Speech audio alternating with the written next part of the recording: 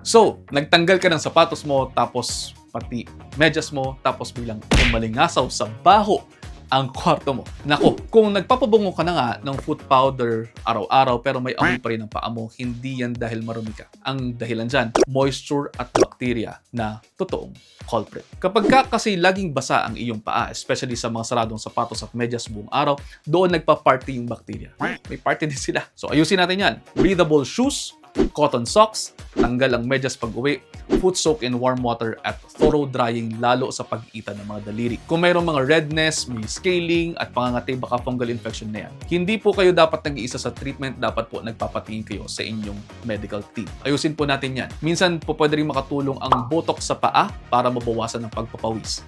Pwede rin po sa kamay, pwede rin po sa kilikili.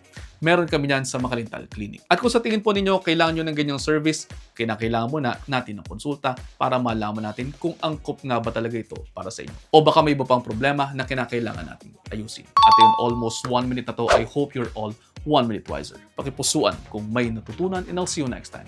Ingat!